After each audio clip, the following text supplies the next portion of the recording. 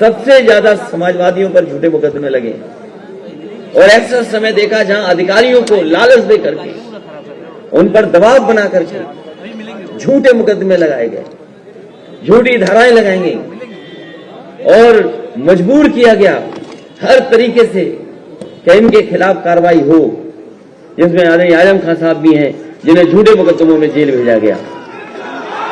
तो जहां एक केस में साल जाते जाते जब बीजेपी मुकाबला नहीं कर पाई तो अपने सहयोगी संगठनों को भी ले आई, लोगों के घरों पे छापे पड़े। आप वो लोग हैं जिनके घरों पे छापे नहीं पड़े, लेकिन बहुत सारे लोगों के घरों पे छापे पड़े और जो खासकर हम लोगों से करीब थे उन पर छापे पड़े। और एक छापा तो ऐसा मारा इन्होंने,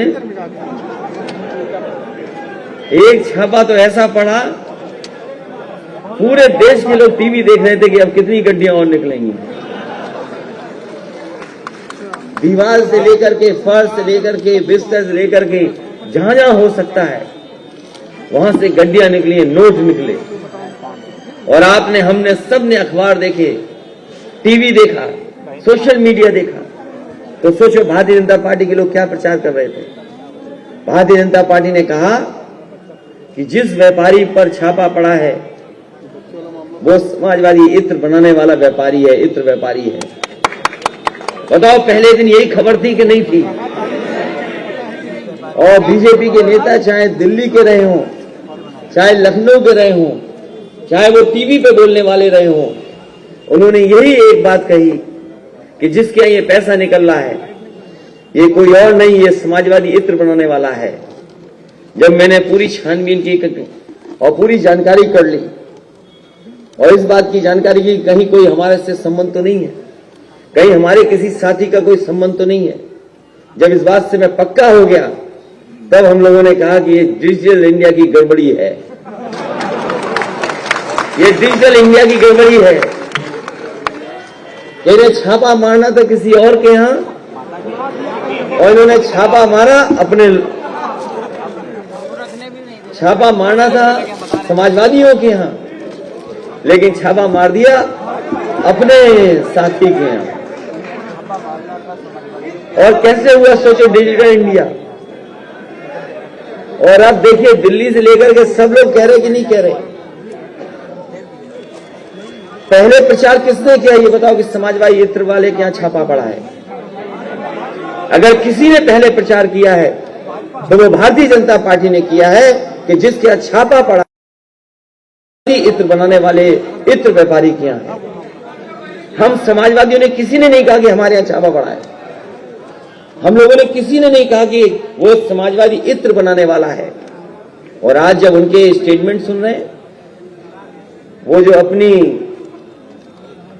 बात को जो नहीं सच साबित कर पाए, वो हम लोगों पे क्या आरोप लगा रहे हैं कि हमने तो कहा ही नहीं था कि समाजवादी इत्र, इनके पेट में दर्द क्यों हो रहा है।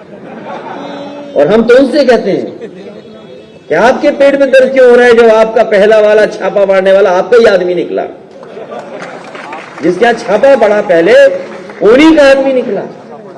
अपनी खीस मिटाने के लिए, अपनी बदनामी बचाने के लिए इन्होंने दोबारा छापा मारा। बताओ। और वो पहला डिजिटल इंडिया का इसलिए गड़बड़ी हुई क्योंकि दोनों व्यापारियों के नाम एक से हैं, दोनों का नाम एक सा है, दोनों का रहने वाली जगह एक है, दोनों का मोहल्ला एक है, दोनों का कारोबार एक है, दोनों के जो घर हैं वो एक जगह हैं। अगर कन्नौज में घर है तो दोनों का घर है, कानपुर में घर है तो दोनों का घर है, मुंबई में घर है तो दोनों का घर है, और कारोबार भी एक सा है, एक्सपोर्ट भी एक सा है। तो इसलिए इन्होंने छापा हमारे यहां नहीं मारा था, पहले इन्होंने अपने यहां छाप मारा था। और ये जितना भी पैसा निकला है वो समाजवादियों का नहीं है, वो भारतीय जनता पार्टी के लोगों का ही होगा पैसा जो वहां पर निकला है। और सबसे बड़ा सवाल है, बताओ नोटबंदी फेल हो गई कि नहीं हो गई। और उस समय भी हम लोगों ने कहा था जब नोटबंदी हुई थी कि रुपया नहीं काला सफेद होता है, हमारा आपका लेन देन काला सफेद होता है। और कभी कभी काम में, कारोबार में और जब हम एक दूसरे के बीच में पैसे को इधर से उधर करते हैं तो कब सफेद का काला हो जाए, काला से सफेद हो जाए, हमें पता ही नहीं लगता। इसलिए रुपया काला सफेद नहीं होता, हमारा आपका लेन देन काला सफेद होता है। इसलिए पुरानी बातें हम भूल कर 21 की